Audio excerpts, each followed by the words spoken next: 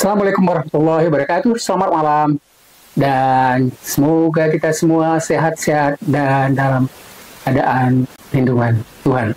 Teman-teman sekalian, kita akan melanjutkan bagian ketiga dari apa yang kita bicarakan sebenarnya sebelumnya tentang bagian akhir babak 2 itu tentang nawa dosa dan 18 dosa yang dikemukakan. Baik yang pertama, dosa itu adalah apa yang kita sebut misalnya tentang pengadilan rakyat di Universitas Indonesia, dan 18 dosa yang dikemukakan oleh berita dari Tempo. Teman-teman sekalian, pada bagian ketiga ini kita akan mencoba untuk mengakhiri tentang pembahasan tentang apa yang sebenarnya dilakukan oleh Presiden Jokowi selama pemerintah 2 periode. Dan pada bagian akhir tadi kita katakan awalnya itu adalah tentang apa yang disebut dengan Blok Medan. Teman-teman sekalian, Blok Medan itu seperti dijelaskan sebelumnya adalah pemberian izin tambang nikel di Maluku Utara. Teman-teman sekalian, kita sebenarnya sudah melihat dan membahas tentang begitu banyak sebenarnya apa yang dilakukan oleh Presiden yang mestinya melindungi rakyat, melakukan penghargaan terhadap azazi dan keadilan, justru sebenarnya melenceng jauh dari apa yang dikemukakan oleh keadilan dan hukum, oleh misalnya undang-undang. Dan hal ini sebenarnya banyak sekali menimbulkan masalah, sehingga pendukung-pendukung setianya pada bagian pertama atau babak pertama dan di bagian akhir babak kedua ini, banyak sekali misalnya pendukung-pendukung yang setelah melakukan dukungan selama 2 kali itu banyak sekali menyatakan penyesalannya atas dukungan kepada Jokowi karena Presiden melakukan tindakan yang jauh di luar dugaan mereka. Teman-teman sekalian, jadi pada bagian ketiga ini sebenarnya seperti saya katakan dari awal, kita sekarang mencoba untuk menjelaskan tentang peristiwa yang terjadi pada selama Presiden Jokowi melakukan bertindak sebagai presiden itu sebagai model babak di dalam drama. Teman-teman sekalian, pada bagian ketiga ini kita bicarakan bukan lagi sebenarnya tentang secara rinci tentang kasus dosa Jokowi, karena kita sudah bahas pada bagian sebelumnya, dan pada bagian ketiga sekarang ini kita akan mencoba mengakhiri tentang kasus Blok Medan dan dosa 9 dan 18 dosa Jokowi itu pada babak terakhir atau babak penutup. Teman-teman sekalian, istilah babak itu sebenarnya digunakan pada apa yang kita sebut tadi, pada drama-drama. Dan drama-drama itu misalnya bisa dibuat dalam 3 atau 4 babak. Dan kita sekarang menjelaskan tentang masa periode Presiden Jokowi ini sebagai 2 babak. Kita akan mencoba melihat sebenarnya dan telah sebagian besar melihat apakah yang dilakukan oleh Jokowi di selama ini seperti sesuatu yang tidak terpikirkan olehnya. Karena misalnya pada bagian awal itu ada citranya yang sangat bagus, citranya yang merakyat, citranya yang sederhana, dan citranya membela dan memikir rakyat. Akhirnya putus begitu saja oleh tindakan-tindakan yang bertentangan dengan apa citra yang dimunculkan pada bagian pertamanya. Teman-teman sekalian, ada kemungkinan terjadi hal-hal yang berbeda di luar perkiraannya dan mungkin sekarang sudah mulai sedikit sadari. Sehingga akhirnya walaupun misalnya setengah sadar mengucapkan permintaan maaf. Dan permintaan maaf ini juga banyak sekali misalnya memunculkan yang mengatakan bahwa permintaan itu adalah sebenarnya hanya di mulut saja dan bukan permintaan maaf yang dilakukan secara jujur dan menyesal. Mungkin akan terjadi hal-hal yang tidak pernah terbayangkan sebenarnya oleh Jokowi sebelumnya. Dan sekarang pada bagian akhir ini kita sekarang sedang termasuk juga Jokowi sebenarnya mulai memikirkan akan apa yang terjadi setelah dia selesai melaksanakan tugasnya selama 10 tahun sebagai presiden yang diharapkan awalnya sebenarnya memberikan kebaikan bagi masyarakat dan negara Republik Indonesia. Teman-teman sekalian, dalam drama penutupan kita dalam kehidupan ini, biasanya bagian akhir itu disebut sebagai resolusi. Resolusi yang artinya adalah bagian terakhir itu untuk menentukan sikap apa yang dialami oleh pelaku-pelaku dalam drama itu. Dan bagaimana misalnya masyarakat menilainya Teman-teman sekalian, biasanya sebenarnya hanya ada dua hal yang sangat menentukan. Yang pertama misalnya, pada bagian akhir setelah layar ditutup, ada saja kemungkinan bahwa cerita akan berakhir dengan kebahagiaan, dengan akhir yang sangat menyenangkan para pelaku dan penonton juga. Tapi bisa saja juga misalnya justru menimbulkan satu kekecewaan dan penyesalan yang luar biasa karena terjadi hal yang sangat tidak manusiawi dan sebenarnya menimbulkan kesedihan yang luar biasa bagi keluarga yang ditinggalkan. Teman-teman sekalian, pada babak terakhir ini, seperti dikatakan tadi, adalah momen di mana penonton bisa melihat dan bagaimana misalnya nasib para karakter yang telah semua melakukan apa yang dilakukannya, baik sadar atau tidak sadar.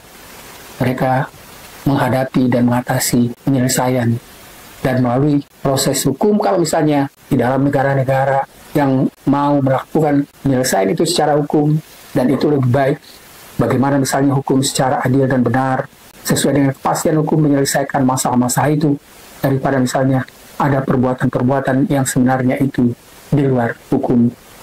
Teman-teman sekalian, berikut dikemukakan beberapa contoh babak penutup atau akhir dari drama kehidupan yang terkenal.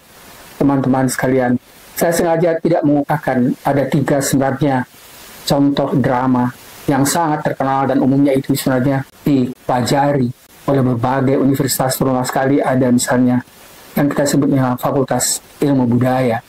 Pada Fakultas Ilmu Budaya atau Humaniora biasanya misalnya ada satu cerita yang menjadi pelajaran penting, pembahasan penting di seluruh dunia tentang kisah Romeo and Juliet. Kisah Romeo and Juliet ini sengaja saya tidak kemukakan karena ini adalah kisah yang sangat tragis yang berakhir dengan kematian Romeo dan Juliet dan mereka bunuh diri. Yang kedua adalah juga misalnya tentang cerita Oedipus Rex. Dan ini adalah cerita sebenarnya yang sudah mulai muncul pada masa Yunani, Sophocles. Dan dalam hal ini juga tidak saya kemukakan karena memang ini sebenarnya tidak memberikan semangat atau misalnya nilai yang baik bagi contoh untuk kehidupan. Yang ketiga adalah A Doll of House. Tapi ini juga, ini karya adalah Henrik Ibsen, tapi juga tidak saya kemukakan. Dan saya mencoba untuk mengemukakan sedikit contoh tentang Lodibel oleh Arthur Miller, dan dalam drama ini yang menggambarkan sebenarnya perburuan seorang penyihir di Salem. Babak penutup memperlihatkan karakter utama dari pelaku yaitu John Proctor yang memilih untuk mempertahankan integritasnya, mempertahankan harga diri dan menolak menandatangani pengakuan palsu yang diajukan dan dipaksakan oleh penguasa kepadanya. Dia akhirnya dihukum gantung dan drama itu berakhir dengan di mana Elizabeth Proctor menyadari bahwa suaminya telah mendapatkan kembali harta dirinya dengan tidak bersedia menerima dan melakukan menandatangani bahwa dia bersalah dan dia lebih baik memilih untuk bunuh diri, dan itu oleh istrinya dianggap sesuatu perbuatan yang sangat terhormat dan mengembalikan kehormatan dengan tindakan yang terakhir dengan memilih mati di tiang gantungan daripada mengikuti kekuasaan atau kekuatan dari penguasa yang zalim. Teman-teman sekalian, pada bagian-bagian agak awal sebenarnya kuliah-kuliah kita ini, kita menjelaskan tentang bagaimana salah seorang filsuf yang sangat terkenal pada masa Yunani, yaitu Socrates, juga melakukan hal yang sama. Dan dia tidak mau, misalnya, dan tidak mau menerima adanya apa yang disebut misalnya pembela, karena dia mengatakan dia benar, dan kebenaran itu tidak perlu dibela. Dan dia lebih bersedia dihukum mati dengan meminum racun daripada misalnya mengikuti kemauan sang penguasa. Teman-teman sekalian, ini adalah contoh yang sangat baik bagi kita, bagi generasi muda, untuk bisa jangan tunduk pada kekuasaan, bagaimanapun kekuasaan itu memaksakan sesuatu keinginan kehendaknya. Teman-teman sekalian, apa penutup dalam drama-drama yang kita kemukakan, dan saya sengaja memang tidak menjelaskan 3 drama yang sebelumnya yang memang berakhir dengan sangat-sangat sadis, sangat menyedihkan. Dan babak penutup dalam drama-drama ini sering sekali sebenarnya meninggalkan kesan mendalam dan memberikan pesan mental dan moral atau refleksi sosial kepada para penonton. Teman-teman sekalian, Kalau misalnya kita coba jelaskan tentang drama yang saya kemukakan tadi, 4 drama yang terkenal itu, tapi sebenarnya itu juga menggambarkan bagaimana misalnya drama kehidupan. Apalagi misalnya ada drama kehidupan bagi orang-orang terkenal. Drama kehidupan misalnya yang dilakukan oleh seorang pemimpin, seorang presiden, yang pasti sebenarnya diharapkan oleh rakyatnya untuk bisa memberikan manfaat, kesejahteraan, keadilan bagi rakyat, tetapi tiba-tiba misalnya semua itu berjalan luar harapan mereka.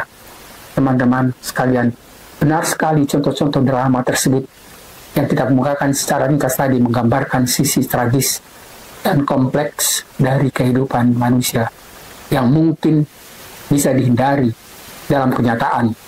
Tapi kalau sudah terlanjur, kehidupan berakhir dan tidak ada lagi yang bisa dilakukan. Perubahan dan apa yang terjadi, terjadilah. Teman-teman sekalian, tragedi dalam yang kita bahas tadi benar-benar sekali memberikan contoh yang baik bagi kita.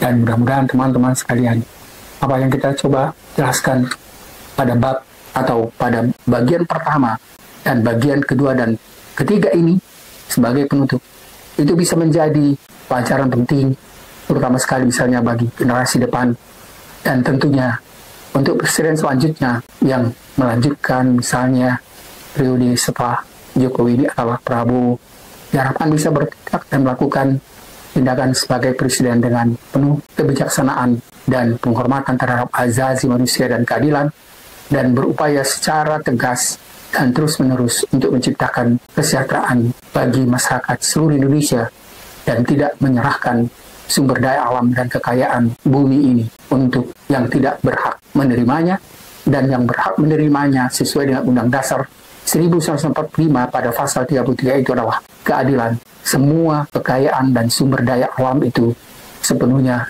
dipergunakan untuk kepentingan rakyat seluruhnya dan seadil-adilnya. Terima kasih teman-teman sekalian. Mudah-mudahan sebenarnya apa yang kita kemukakan pada 3 bagian diskusi dialektika malam ini menjadi pelajaran yang penting bagi kita, terutama sekali bagi teman-teman generasi muda dan masyarakat Indonesia. Mudah-mudahan ke depan tidak berulang apa yang kemudian sekarang kita bicarakan dalam kepresidenan yang telah terjadi, dan dalam beberapa bulan lagi, 2 bulan lebih sedikit, akan terjadi apa yang kita katakan tadi. Kita tunggu apa sebenarnya cerita terjadi setelah layar ditutup. Mudah-mudahan tidak terlalu mengecewakan bagi yang bersangkutan. Terima kasih, selamat malam. Assalamualaikum warahmatullahi wabarakatuh. Mudah-mudahan ada manfaatnya dan kita selesaikan sampai di sini. Assalamualaikum warahmatullahi wabarakatuh.